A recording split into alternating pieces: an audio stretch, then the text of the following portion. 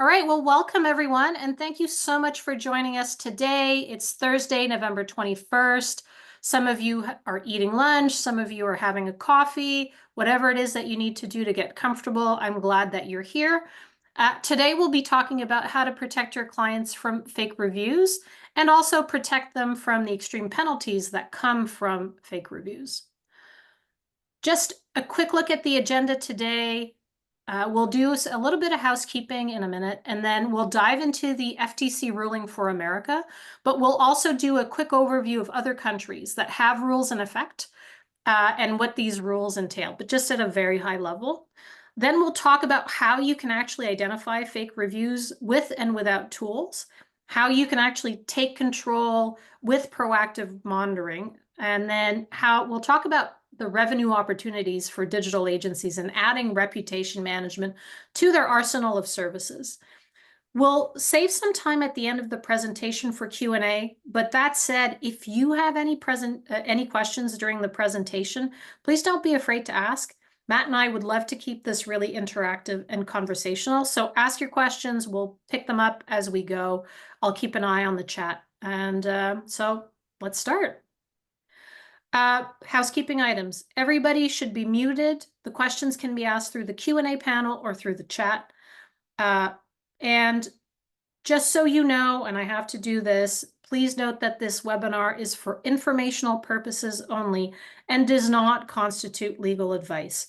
If you have run-ins with the law, I highly recommend that you seek an attorney to help you with that. This is just our understanding of the ruling and how we believe you should apply and change your behavior around reputation management. I'd love to take a moment to introduce to you our speakers today. So to begin with, thank you, Matt, for being here during the presentation. Matt is the Vice President of Customer Experience at GatherUp. He understands the importance of reputation management and works with agencies day in and day out on how they can maximize their offering with reputation management. With over a decade of experience in retail, gaming, and hospitality, he specializes in supporting and scaling SaaS-based businesses. Matt combines technical expertise with customer-focused mindset, fostering teams that become trusted partners and delivering exceptional experiences as companies grow. And I have to say that this is true for our own clients. His team is fantastic in working with the digital agencies and businesses that leverage our platform. They bring in great insights, and he's super knowledgeable on the subject. So thank you so much, Matt, for joining me on this presentation. Thanks for having me. So as for myself, I'm Melatia. I'm the VP Marketing here at GatherUp. My career started as a digital marketer in 1997. I survived Y2K, and I'm still here. I have seen the rise and fall of many search engines, so talking about AltaVista, Lycos, Ask Jeeves, Yahoo. Remember when Yahoo was a big thing? Maybe some of you are too young to even remember Yahoo. That one was quite a wild ride. And now the dominance of Google. I've led many successful businesses in growing their business with organic search and top-tier thought leadership. So that's what I do, and I'm here to give you some insights today. Before we go into the core of the presentation, I'd like to take a moment to talk to you about GatherUp, the company that we work for. So we are your partner in elevating online reputation for your customers and your own businesses. We're here to help businesses improve their online reputation through listening, understanding, applying, and engaging their customers to grow their business. We work with digital agencies like yours with our white label platform, which can be easily branded to fit your agency's identity, and it being part of your do-it-for-you or do-it-yourself arsenal of services for your clients. In addition, it's a great way to diversify your service offering and grow your revenue without having to add more headcount. We are loved and trusted by thousands of agencies and businesses around the world. You'll notice that we don't have any agency logos on this slide, and this is for a good reason. We're their secret weapon for local SEO and reputation management. In addition, we're proud to count many brick and mortar businesses and services among our distinguished clientele. So today, we get to take a look at the latest regulations impacting deceptive reviews and reputation practices, and what you can do to mitigate the risk while increasing your revenue. All right, so let's talk about why reviews matter so much. We actually will be unveiling research next month with Search Engine Journal. It's a survey that we've done that was census balanced of 1,200 plus Americans. And the statistics reveal that 97% of them rely on reviews for their day-to-day purchase decisions. In fact, our survey reveals that fewer than 1% of Americans never look at reviews. So I need you to think about that for a moment. Reviews aren't just an optional side note in the buyer's journey, they are the journey. They've become the digital equivalent of word of mouth recommendation, instantly accessible and incredibly powerful. When a potential customer is considering your products or services, reviews are their first line of sight. They provide social proof, they build trust, they help consumers navigate through an overwhelming number of choices. A business's online reputation is no longer just a nice to have. It's a critical component to your marketing and sales strategy. And as a digital agency, you know this. If you have a hard time driving revenue and traffic for your customers, take a hard look at their reputation. It might be doing a lot more harm and causing unnecessary friction for you. So this is a place where you can try and find solutions. Because these reviews shape perception, they influence buying decisions, and they can make or break the business's credibility in just seconds. And so that's why understanding, managing, and protecting the online reputation of your clients isn't just important, it's a make or break thing. And it gets even more interesting. Again, from our research, it shows that 59% of Americans report spending more time reading reviews today than they did 5 years ago. So this isn't just a small shift, it's a complete change in consumer behavior. And what's driving this? Again, online has changed how we make purchasing decisions every day. I found myself using my cell phone, checking out a toothpaste that I wanted to try to see what people thought about it. And this is just a tiny little purchase. It's a few dollars. This is not exactly something that is life or death, but I still rely on reviews to make that decision, whether I'm buying it online or in person with my phone. So with a lot of the options available to us at our fingertips, reviews have become the trusted navigators. They're our advisors. They're not just, supplementary information. They help you make the decisions. So think about your own behavior. When was the last time you bought something, anything, without checking first the reviews? Like, I'd love to see that on the chat. Have you bought anything recently where you didn't just grab your phone or go online and check the reviews? I'd love to know what it was that you bought where you didn't need to look at reviews. And I'll take a look in a minute as to what you've responded. So I would be surprised that there's a whole lot that people would buy without looking at the reviews, unless you're familiar with the product beforehand, of course. So whether you're going to the restaurant, whether you're buying a new smartphone, or you're looking for a new service provider, a new attorney, or a new doctor, we've become a review-driven society.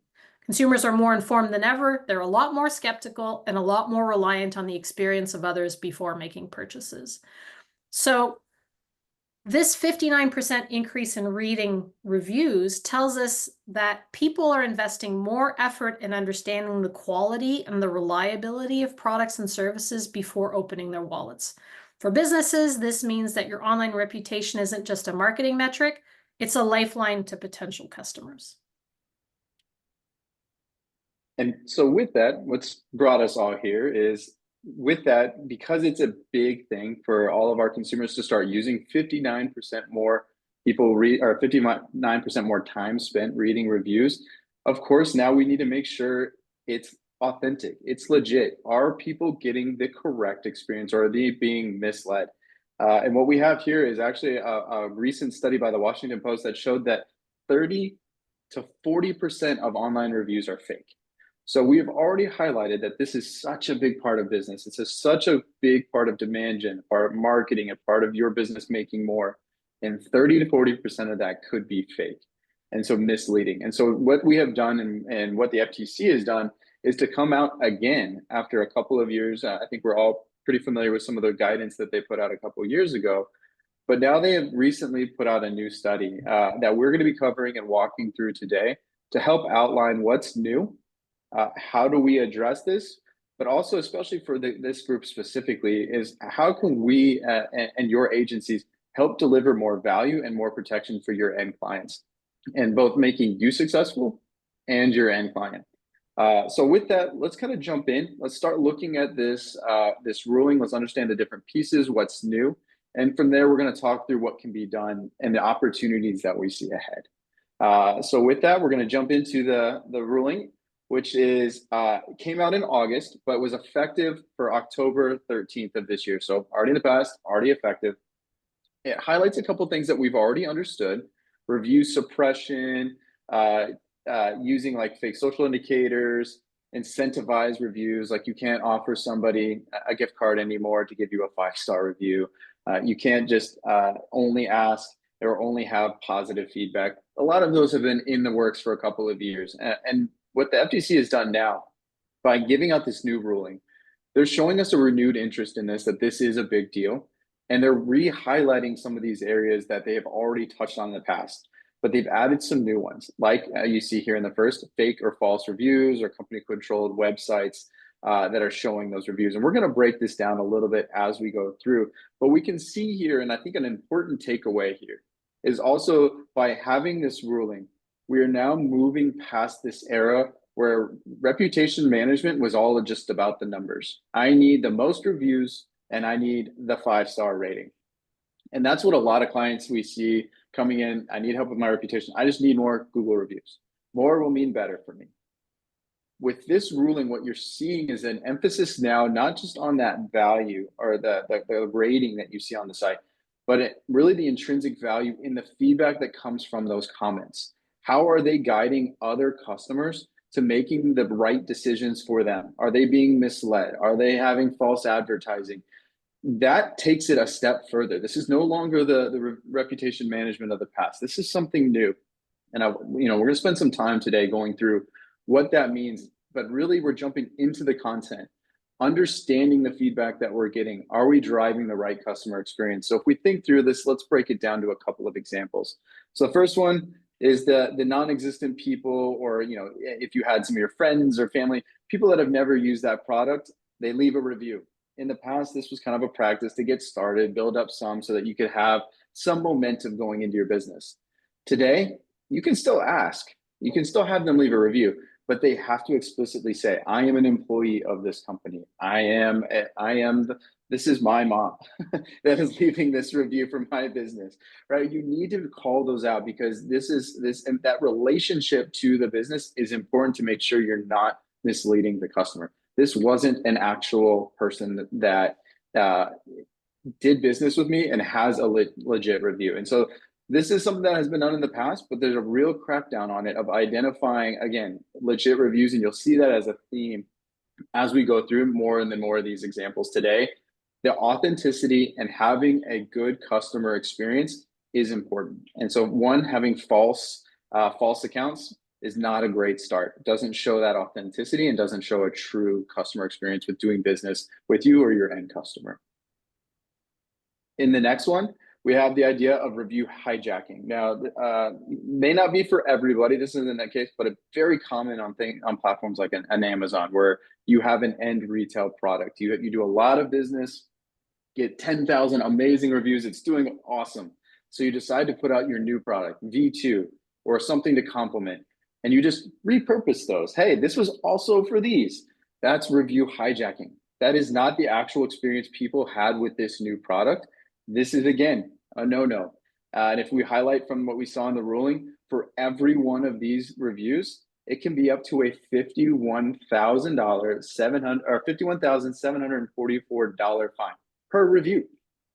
I don't think one review is going to drum up $51,000 of business. I could be wrong. You're selling a great product. That's awesome. I would love margins like that, but it's not the case. These are big penalties. This could mean the end of a business, right? If they were to take and have just a few of these. And so we need to make sure we're monitoring for these. So as we go through these examples, just think about that. I'm going to probably reiterate multiple times. It's a big penalty. And as we think through in just another use case here, we have the incentivize the gift card. I kind of highlighted this earlier. Now, I do want to make kind of a key caveat here. It is okay to incentivize for a review. Please, enter for a $25 gift card to leave a review. The second you say, leave me a positive review, or influence somebody to leave a negative review, That breaks the FTC guidelines here. That you cannot do. You cannot give away a gift card to influence you giving a 5-star, or only get this prize if you were to leave a 5-star review. So you cannot incentivize for new reviews. Now, do you want to take it to the next one? Yeah, so the next step, and I'm sorry, I seem to be coming down with something. So I apologize. So what happens when businesses cross the line from reputation management to reputation manipulation? There are tactics around legal bullying that are being addressed in the FTC ruling. I'm sorry, I do need to take a moment.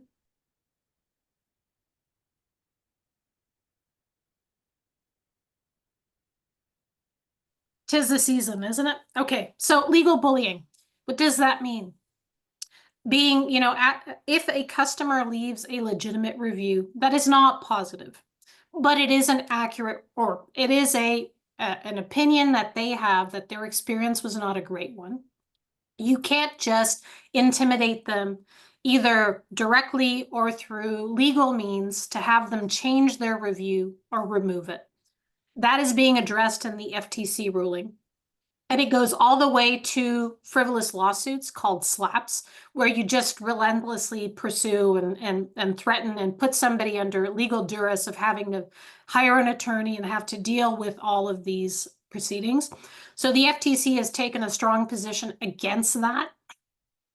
And if it's an illegitimate review, there are processes that you can put in place to report those. We do talk about it further in the presentation, but there's an important nuance. If it's a real review and it is a legitimate opinion of a customer's experience, even if it doesn't shed you in the best light possible, you can't use your attorney or a law firm to just pursue them relentlessly. That goes against the ruling.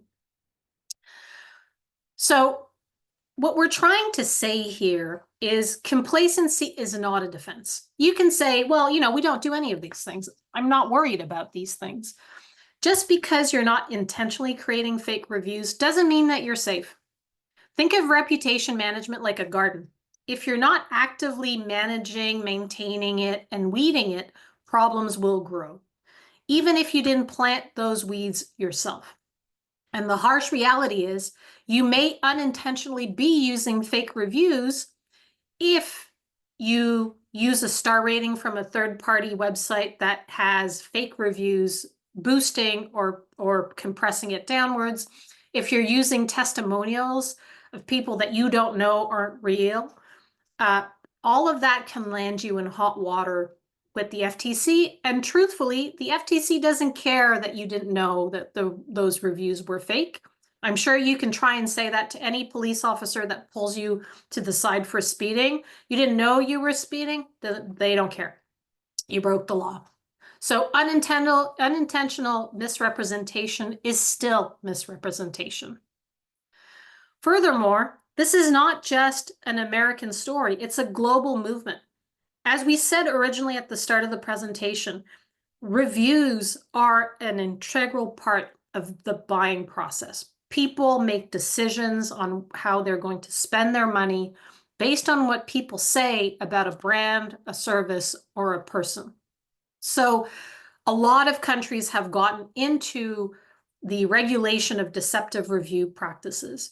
So let's talk about the different countries here. So in the European Union, this is sort of like a baseline omnibus directive. If the country itself does not have its own ruling, they set actually a precedent in August of 2024.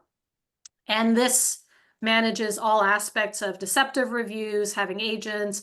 I'm not going to go into the details, but it is pretty close to what the FTC has put down.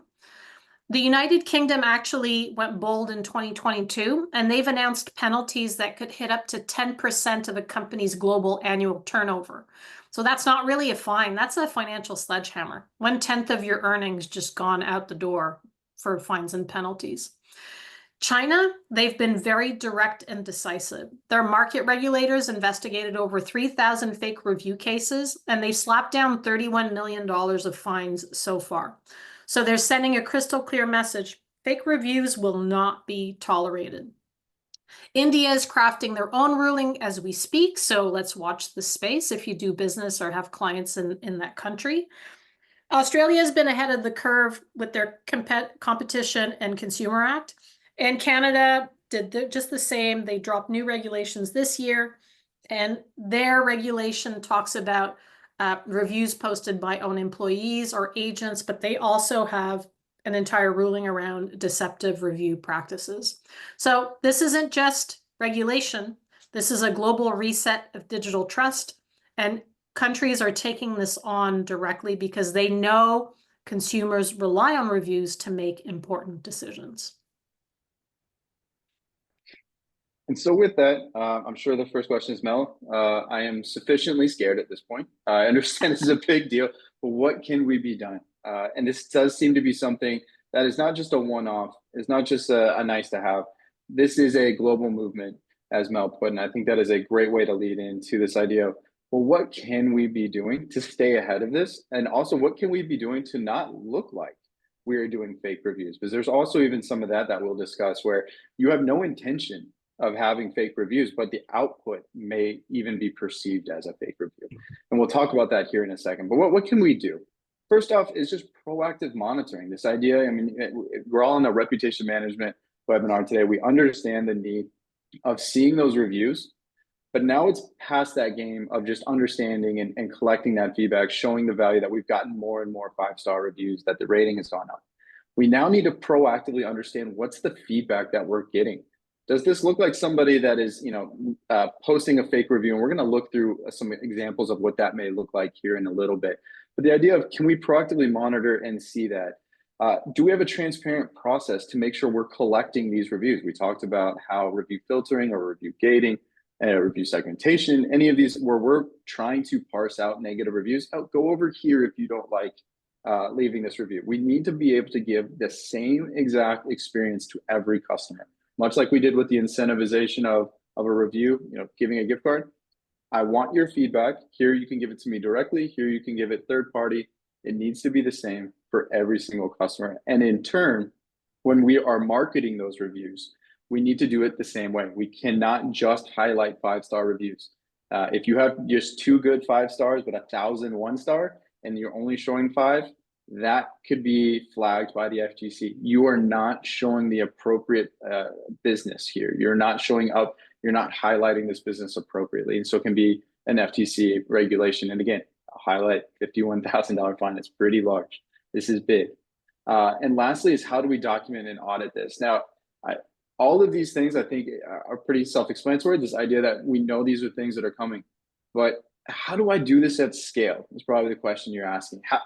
How do I add more on now to be able to do this? And so one of the ways that I kind of want to jump into where we take that perspective of what we're doing at GatherUp to help you and your end clients be able to do these things already within our platform. We talk about proactive monitoring. First, there's just notifications. You got a third-party review. You see that person's name. Do you recognize them? Does this person recognize? Is what they're saying look like one of your products? If all of a sudden they're referencing something that you don't even offer, that's probably a fake review. What can we do about that? And again, we're going to highlight some things here at the end as we go through. But this allows you to see in the moment, what is that feedback, and be able to address it. Being able to show your customer experience, be able to respond to that review and show, hey, we're working on this. That authenticity after the review is really what we're driving towards, into having full customer experience, the full reputation 2.0, as we call it. The idea of taking that review and then understanding that review, understanding the feedback we're getting, because it's one thing to understand just as a one-off. I'm addressing this one by one by one. One of the other key callouts in the FTC ruling here is the idea of just all of a sudden having a flood of 5-star reviews, or a flood of all this, these reviews that say the exact same thing. What might be legit, but if you get them all at one time, that is something that could potentially be a flag to the FTC that this looks like it's fake reviews. So understanding, how do we aggregate reviews at scale to understand what are those keywords? What are those things that they're mentioning? Are we seeing a repetitive pattern too closely? And how are we using our awesome tools now? The blessing and the curse of AI, right? Is how can we use AI to better leverage and understand our reviews at scale? It's not difficult. but it takes a lot of time to read 300 reviews, understand and distill what are the things that are going well, what are the things that are not going well, and how do I use that to my benefit to improve my reputation going forward. And as we think through kind of that customer experience, it's that key decision that drives further improvement, that drives that higher rating, that drives the feedback that will then again be SEO benefits. It'll be additional business back to you. And so as we think about it, first, proactive monitoring doesn't need to be difficult. Look, just simple notifications, simple reporting. But again, back to that transparent process we highlighted a little early, just a moment ago. You need to make sure that you're offering the same experience when you're asking for a review request. Hey, I would love your feedback. Direct, third party, both excellent. One of the things we find in some of our most recent work and data that we're looking at, customers are more inclined to give you that first party feedback if they feel you're going to respond. You have responses online. If you have engagement, I feel like most of us don't really want to go online and put that third party review. But if that's the only avenue that we feel is going to get feedback and we can influence further customer behavior, don't buy this product or don't go here because we're going to go there if that we don't feel like it's being heard and we want to warn others. But if I say, to a business, I didn't have a great experience, love this, and they respond back, hey, sorry for this, we're happy to do the X, Y, and Z. You get that customer engagement. I feel like I'm being heard and we're continuing to progress, right? Most will do it to that first party feedback or that direct feedback first before going to that third party. And then again, as I highlighted, especially for companies that have those SEO benefits or SEO offerings where you're using like our review widgets, it already as part of our offering, it will go through and show all the reviews. And that's a big benefit. Some of those other recent studies we've been looking at, some data we've been trending, we've seen that businesses look better if they have like 4.8 stars over 5. They got significantly more because people believed that was authentic. Too many 5-star reviews, people are like, there's got to be something wrong. They're doing something wrong. And so they end up going with the 4.8. So I know, Mel, you put out the challenge earlier. When was the last time you went and did and bought a product that you didn't look at a review? I'd love to look at one.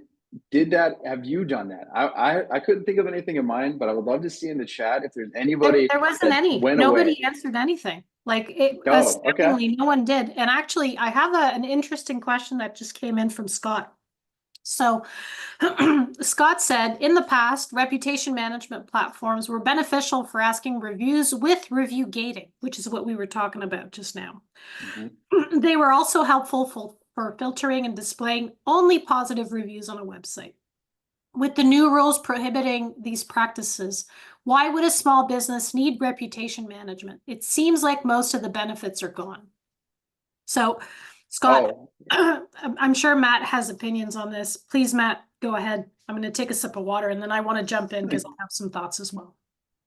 Absolutely. I'll let you follow up. And I think it goes to everything that we're talking about. The shift here, it was about the numbers. It was about just getting more reviews.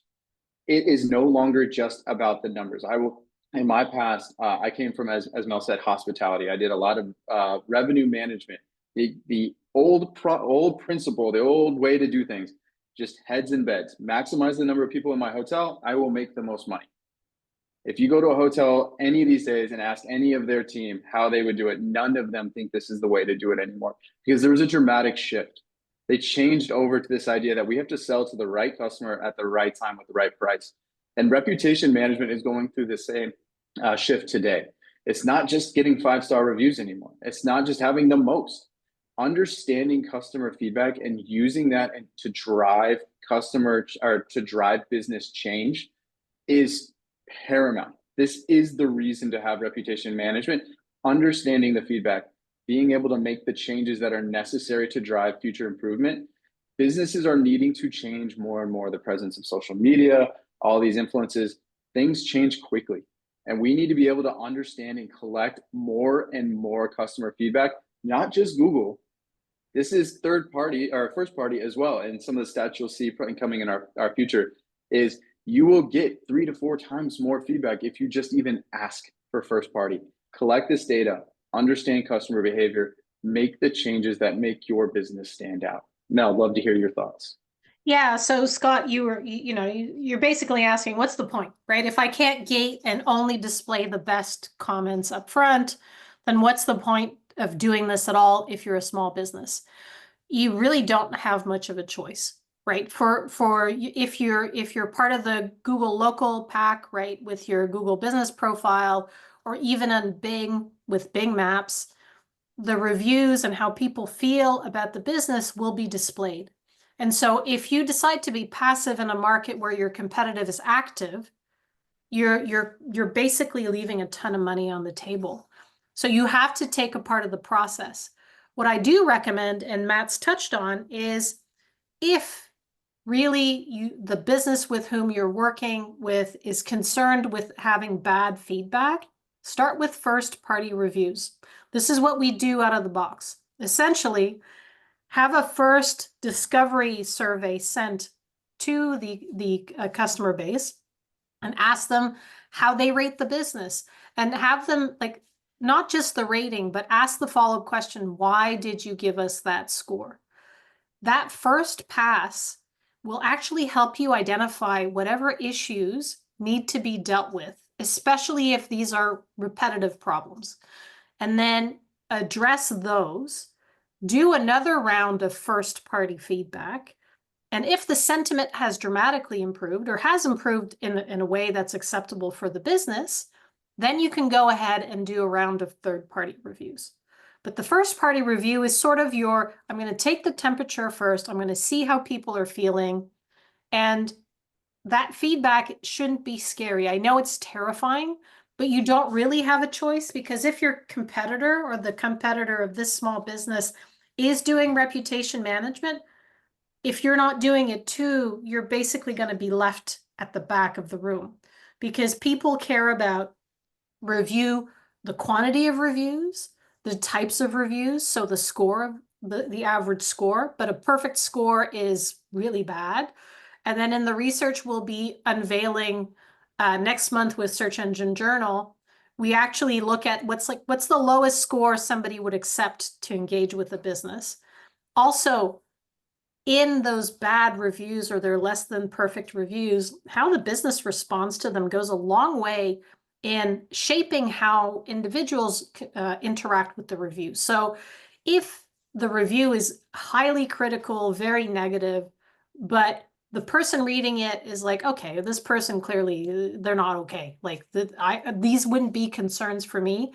And the business actually took the time to address the review in a way that makes the potential customer feel good. Like, yeah, you know what? I do want to do business with these people. They seem to understand what's going on. They seem to care about people's experiences.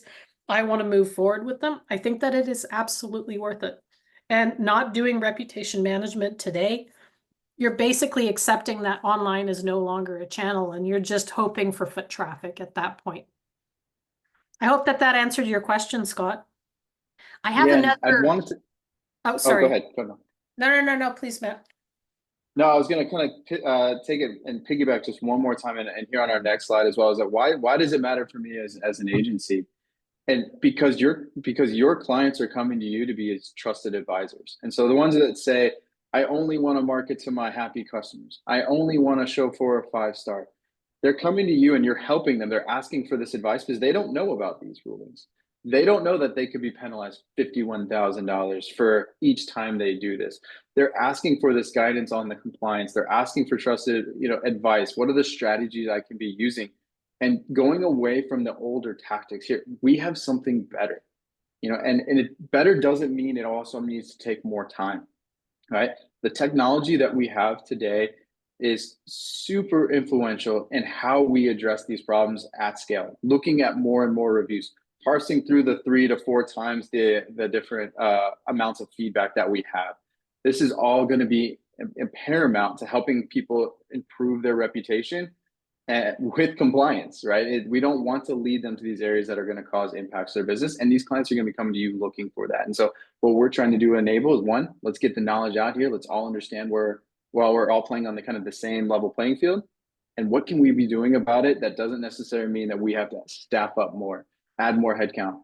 Let's provide value at scale. So we have a question from an anonymous attendee. So I really love this question. So are testimonials different than reviews? We have testimonials on our client's website, which I believe falls under the marketing materials testimonials under this FTC ruling. These reviews don't have star ratings associated. So yes, it absolutely does fall under the ruling. It is an opinion from hopefully a legitimate customer. So it would fall under the FTC ruling. Fabricating testimonials with fake people would fall under that ruling of you cannot have false reviews or testimonies. So hopefully that answers your question. But yes, testimonials, like it doesn't have to be necessarily reviews based on stars or an NPS number or, you know, thumbs up, thumbs down. It can be just the verbiage given because of an interaction with the company. What kind of the lens to look at, was this a legit experience? Was this a customer that came in and this is their particular feedback? If it's someone that was in, you know, a friend of, family member, employee, that's okay, but it has to be explicit. This is, you know, feedback from an employee. Or if this wasn't somebody that actually did business with you, then that is definitely at risk here within this FTC guidelines. Yeah, and you know what? We need to add in there like business partners. So if you have like a vendor, a provider, right? Mm-hmm. Even could be consultants. They may know your business, but they need to and they may have used your product, but they need to disclose that they are that in their review process or in the testimonial. So just to be safe here.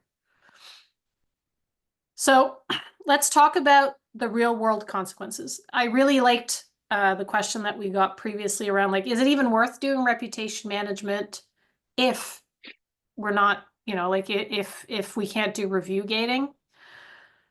Google and others already enforce fake reviews and they do public shaming. The account will be labeled with a marking saying we suspect deceptive reviews or false reviews. In some instances, Google will even censor out what they think is illegitimate reviews. This is where like review velocity, if you suddenly have an influx of reviews, that can be problematic. And so if you have that happen, you end up kind of like in Google's review jail. That's not good. So you need to get ahead of that and you need to make sure that the reviews received are legitimate, real, not keyword stuff, not bizarre, not talking about things that you don't do. And the other thing that's really important to know, and this is again from our survey that we did just this month, is only 14% of Americans will engage with a business that has a visible marking and been flagged for fake reviews. So that is essentially alienating 86% of the potential business you can have if you do nothing. That's a big, big problem. So We have a question here in the chat real quick here, Mel. I want to just jump in real quick. Does sure, the yeah. FTC get involved with bogus reviews that clients get? We flag to Google to get removed, and Google keeps our request in a pending decision for months.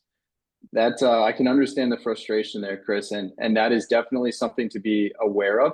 You've already flagged it, which good. You're taking your proactive stance. We're going to touch on this shortly. One of the things I'll highlight and kind of just teaser is the idea of how do you respond to those reviews. It's just as important to respond to that. Hey, we see that you might have been. We're not seeing that you were a customer.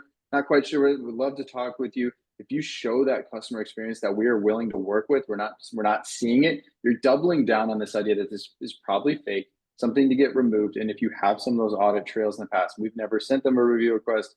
We have no way of seeing that this person actually did any business with us. You can flag that up as well. But Mel's going to do a great job in covering that here in just a few minutes. Yeah, so if you have flagged it to Google, I would presume that you could bring this as evidence against an FTC fine if one would come. So that's part of that auditing and that managing process where you have documented the review, you suspect that it is, fallacious, that you won't use it in your marketing collateral, right? You won't display it on the website. It's been flagged with Google. You have that as proof because you're being proactive. And that adds a layer to make your case if the FTC were to go in and fine you. Hopefully that answers your question. So I want us to think about, and I know that this has been a constant complaint from agencies, for marketers in general. It has never been harder to drive business. It has never been more expensive to do organic and paid search to drive foot traffic and bookings for your clients.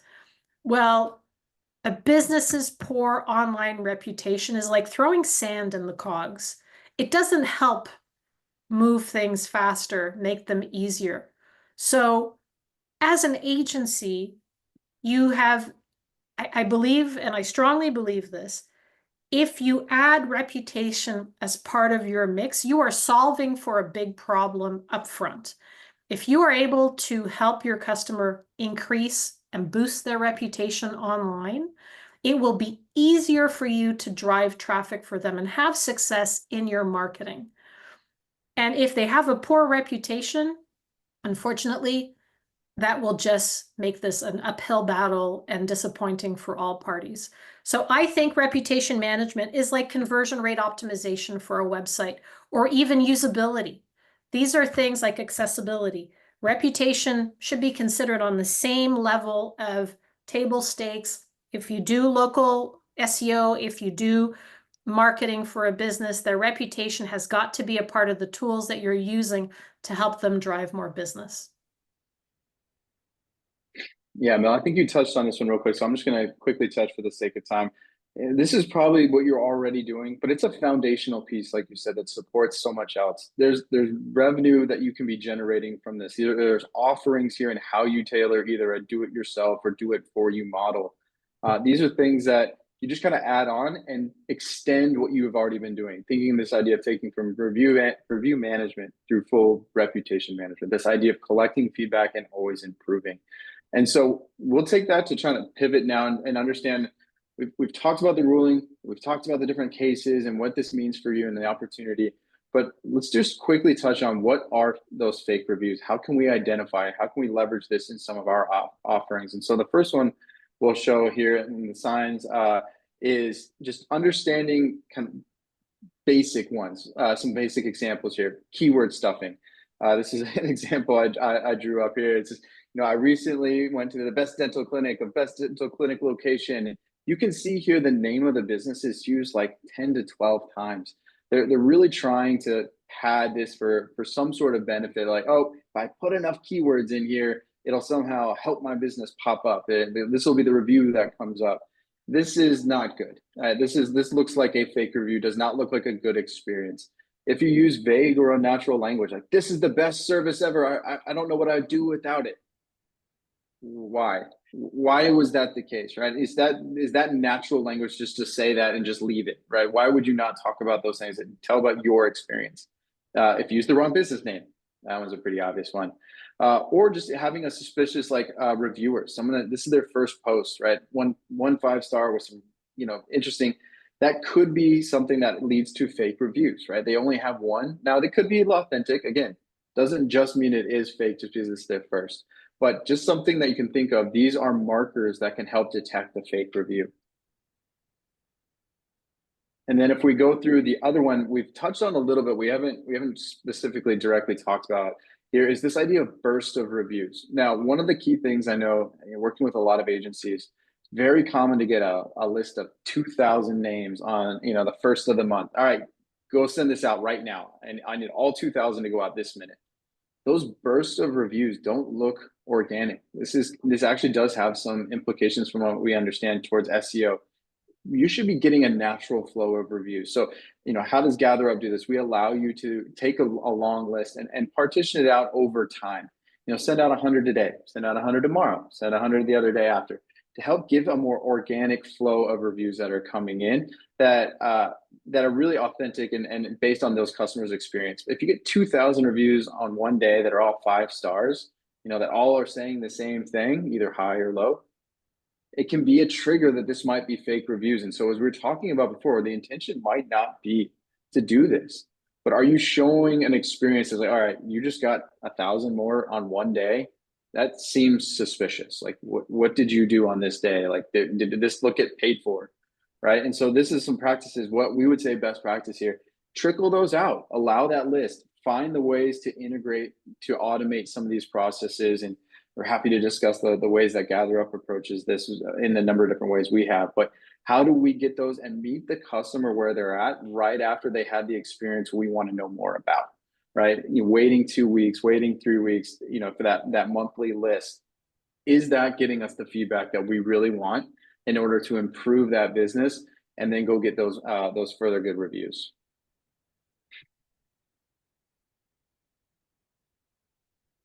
So, okay. So great point there, Matt. What do you do when you spot a fake review? I know some of you have already talked about this in the chat, but flag them as inappropriate to Google or wherever they may be, right? It could be on Yelp, it could be on TripAdvisor, it could be on Bing, it could be anywhere else. But if you see something, there's usually a mechanism to report it. The link that we've provided here, and remember, we will be sending the slides and we will be sharing this recording after the presentation. Sterling Sky, one of our partners, they actually created a good video on how to report and flag a fake review. And one thing that Matt touched on that we highly recommend is respond to it, right? Respond to it in a way that's in the tone and the voice of the company that it's for. And just say, apologize for the experience or put in with it the correct context. Mention that you've tried to find them in the system and that you cannot, and give them a way to reach out to you so that you can address it. That way, if somebody sees this review and sees the response from the organization, they see, oh, they care, they want to do something about it, and they're actually offering to reach back out. That's a great way to make people feel, oh, okay, well, you know what, it looks like they're trying. And that goes a long way. But one nuance. What's a fake review versus a bad review? If it's a bad review and you don't agree with it, that's not a fake review. And Google actually very explicitly says this in their terms and conditions. It's like, yeah, you can flag it back, but don't ask us to take an opinion. If it's an actual legitimate review and it just doesn't position you in a great light, it's not a fake review. And so they will not remove a review that is just something that you disagree with. So we actually have a question here before we jump into this slide. So Shane asked, is there a way to report competitors whose review velocity is unnatural? Matt, do you have any insights on that? Yeah, we might have to take a look at that one. It can be difficult, right? When you're reporting those fake reviews, one of the things that we highlighted is just having that audit trail and having kind of the data behind it. You can flag it, but as I think even Chris said, it can take months to work on, right? So these are things that can be flagged, but having that proof, you don't know if that was actually a legit review or not, right? You didn't see their business, you didn't know. So unless there are key things that we have highlighted above, it can be very difficult, right? In that sense. But I think it's a great question, as kind of a follow-up piece here is just understanding not only the impacts to your business, but what does this mean when we're also comparing ourselves to competitors? Yeah. Now, what are your thoughts? Yeah, I mean, when they have bursts of reviews, it does look dubious. Like, are they all 5 stars? Are they all like super complimentary? It sounds like very poor reputation management where they did a blitz instead of actually being thoughtful in how they request.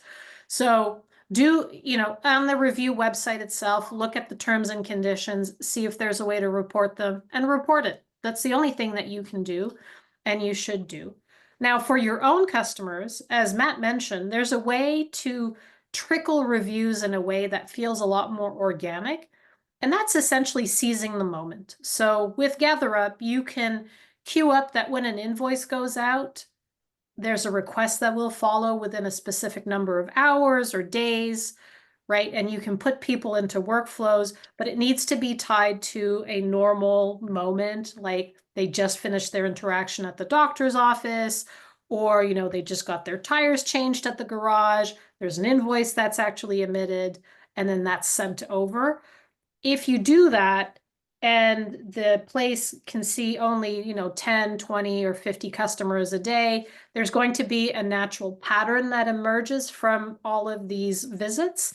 And as long as you have a steady flow and you don't have these big peaks and then these dearths of reviews, I think that this is what you want, is you want to have a nice steady flow of reviews, not just peaks and valleys. Mhm. All right, so let's talk about reputation management as a flywheel.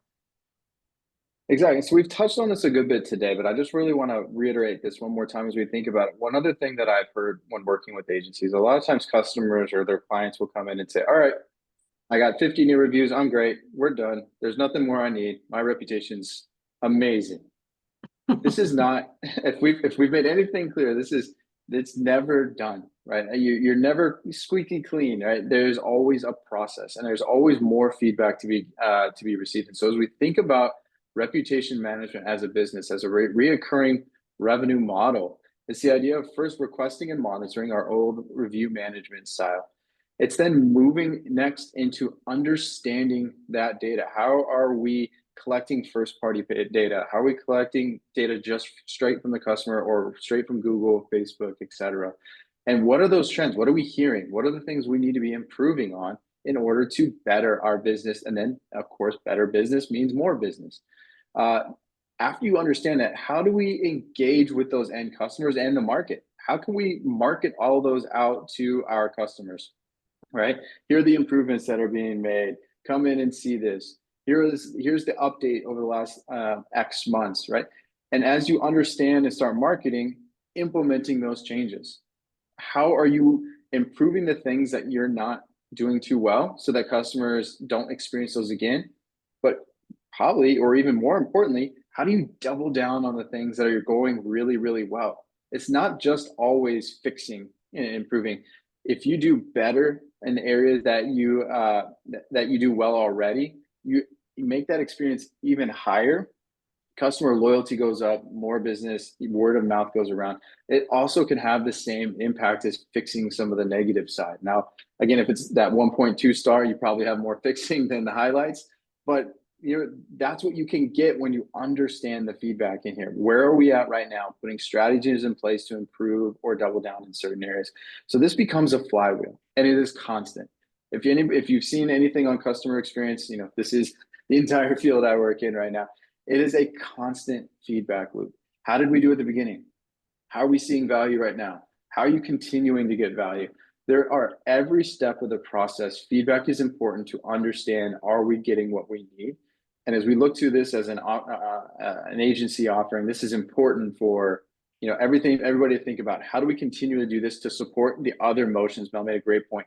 This is a foundational step.